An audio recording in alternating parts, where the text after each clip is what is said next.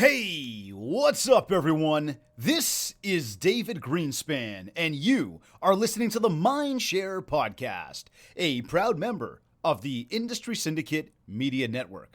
Additional podcasts are available at industrysyndicate.com and mindshare101.com. This week's episode is sponsored by Kit's Keep in Touch Systems.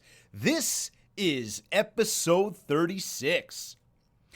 So back at the end of June, I had laid out your roadmap for the back half of 2019.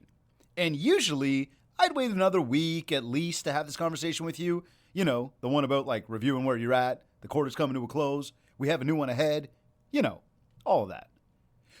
But do you realize we are headed into the final quarter of our year? Yeah, like the fall market is around the corner. Q4 is here. And I bring this up now because if you're off, I mean, if you haven't hit your goals yet, and especially if you're not even close, did I mention that Q4 is here? Call this cliché, call this whatever you want. I've told you this before, and I am going to tell you again. If you want to achieve your goals, you need to set goals, and you need to have a plan. Think about it. You want to take a vacation, you want to get a new car, maybe you want to buy a bigger house. Maybe you don't want any of that. And maybe you're working for something deeper, like helping a family member or setting your children up for tomorrow. The reality is, there must be something you want. So what is it? And what are you doing to achieve it? What plan do you have in place? It's amazing to see. And I say amazing in like not such a good way, wink wink if you're this person. But it's amazing to see how many people have no idea what they're actually truly working towards. There is no plan in place, no idea of what they're doing tomorrow. Maybe a meeting here or there, some showings, a little scroll of the MLS, a little scroll on the Facebook, and, answering emails as soon as they show up, every time they show up. Then everyone complains about being too busy and not having enough time to get it all done. And I feel you. I know what that's all about. But if you're that person who doesn't have the plan, the goals you're working towards, then how do you even know what it is that you need to do, and how can you possibly be too busy to do it? I mean, you get what I mean here? Running and gunning by the seat of your pants, yes, you will get things done, but are you being as successful in that time as you possibly can be? Could you make better use of time, get more done, make more money if you just had a plan? We both know the right answer to this one. So if you did follow along this year and you did set those goals we talked about and you have been doing the quarterly reviews we've been discussing, then you should know how you're doing in comparison to where you were at. And no matter where you're at, the question now comes to, are you doing everything you possibly can be within the time that you want to allocate to help you actually get there? I'm talking about the small stuff. The tiny little things you need to do every day that help you get to the bigger picture. Those lifetime goals you set, they are the bigger picture. The annual is then the big picture. Then we have the monthly, the weekly, and right down to the daily. And I don't even remember if I told you this story before, but I was talking to this guy the other day, and he tells me that he wants to start reading books. I thought, okay, that's cool. So I asked him, what made you have this big revelation that it was time to pick up a book? And so he, at first he just sort of shrugged it off, kind of stared at me, and you could tell he wasn't really sure. So I pulled up my phone and I had to show him Audible. I think Audible is such a wicked app. Personally for me, I really like it. It makes reading so convenient. So then I thought to ask him, so after I showed him the app and I'm kind of yeah, look at this. Because I was going to go in there and try to find a book that maybe I've read before that might be able to help him get to where he wants. Some sort of suggestion, right? But then I thought to ask him, what kind of book are you looking for? And again, he wasn't sure. So I asked him again why he wanted to read a book. And this time he replied saying that he wants to sell more. And so, he's in sales, and so he wants to sell more, and okay, I like it. That works. And, I 100% encourage reading a book to help inspire and motivate you. But me, being me, I had to go deeper. And so I asked him, how many calls did you make today to clients, like literally just to check in? And he replied and said he didn't. So I thought I'd give him the little kick in the butt to sort of let him know that if he wants to sell more, then he needs to talk to more people. Like, you got to be out there. And I tell you guys this all the time. You need to be building mindshare every day across all 7 channels, using every means possible to ensure that people know that the doors are open and the lights are on. You don't have to spend hours a day doing it. And like, if you have the right systems in place, you can have a bunch of it done for you the right way and sort of like automated. And again, take that automated comment a little lightly because, I've gone off about that one too before.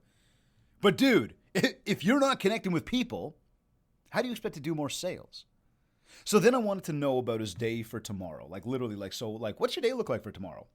And he literally responded, he goes, well, I got a couple of meetings, but that's about it. So, I had to ask, like, are these, each meeting like 3 to 4 hours? And he kind of looked at me funny, like, no. So I asked how the hell he has a couple meetings and that's about it if he wants to sell more. So he's like, man, I'm the top sales guy there. And I sort of looked at him. I'm like, okay, and? He goes, I'm like, you want to sell more? We've just identified that you only have a couple of meetings and that's it. That you have way more time on your hands than you act like. Or maybe that you want to spend working. And you said you wanted to read because you wanted to sell more. So what do you expect just reading a book or listening to a podcast or watching a presentation? What is any of this going to do for you?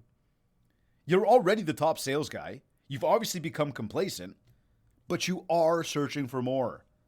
So what about email? And I asked him, and again, I've told you guys this, but I said, like, when do you check that? He's like, oh, I'm on it all the time. So that's where I had to turn to him and be like, you should not be a slave to other people's time. Yes, in life, sometimes we need to bob and weave and, do the things we have to do, but we don't stick to the schedule 100% of the time. But if you want to sell more, like we just said, you need to connect with more people in a day. You need to increase your chances. So this means everything needs to be a line item in your calendar. Everything. This includes checking your email. And, maybe I'm going to do that from 8 to 9 a.m. today and then 3 to 4 p.m., later on. But the idea is choose what works for you and your schedule, but make sure you put it in the schedule. So, for example, when are you on social media? And I'm not talking every time you pick it up every 2 seconds because you're bored or you got some crazy habit and you really don't know what's going on. I'm talking like doing social media with a purpose, right? Actually engaging, posting, and then getting the hell out of Dodge because you got other things to do in a day, not wasting your time on Facebook. And don't get me wrong, if you use Facebook the right way, and you know this, and I know this, and we know this, but it's not a waste of time. It's a brand builder. It's a mindshare builder, right? It's fun. It can be entertaining. You can go there and learn. You can connect with people. There's a lot of things you can do, but do it with purpose because spending all day on one platform is not enough. So when are you on social media? Line item that in the calendar. I'm going to do my social from 8 to 9 a.m. this morning. When are you out at meetings? Maybe you got 2 of them. Maybe you got that one at 10 a.m. and maybe you got the one at 1 p.m. Put it in. Put in the time that it's going to take you to travel. And during that travel time, make your calls. So again, line item the calls that you're going to do. Take those calls later on and line item when you're going to do your admin, right? When you're going to add notes, when you're going to follow up, when you're going to do your scheduling for the next day. All of this needs to be a line item in your calendar. You see, it's these tiny little things you do that we all hate to do, that we all complain about not having enough time to do. It's those little things that help us accomplish what we really ultimately want. You can't just think about it and not map it out.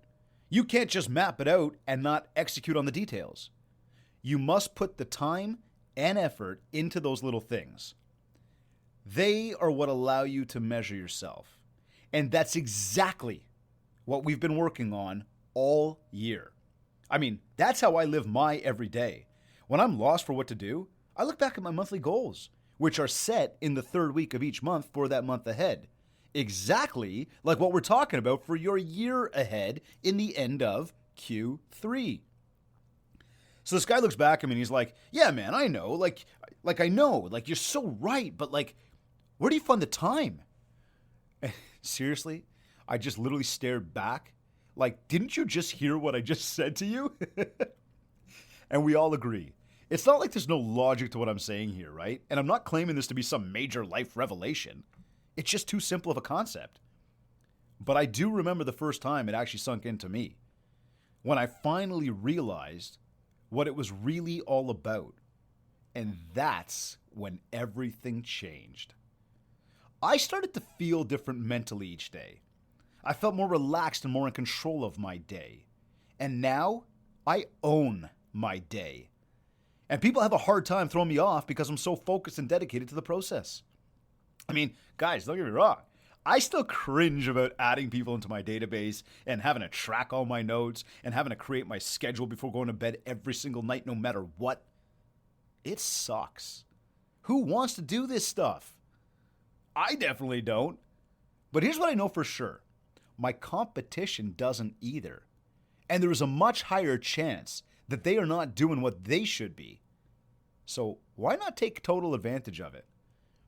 The best part is that over the past years of doing what I do, I know for sure from industry colleagues of mine, from my competition itself, and seriously, just my own personal growth, I'm winning the game. I mean, I haven't won, I'm nowhere close to done, and I'm only getting started, but I am so far ahead that no matter what they do, they are always going to be behind me now. I mean, unless I get lazy and complacent.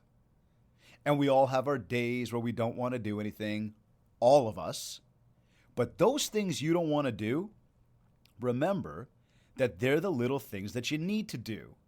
And the more you don't do them, the more you develop the habit around not doing them, and now you're stuck with the wrong habits. Well, bad habits are so easy to keep. And unfortunately, good habits are so hard to keep up. So back to what I asked you a few minutes ago as we approach the final weeks of Q3 and we roll into Q4. Where are you at? Have you been doing everything you could be to get to where you want to be?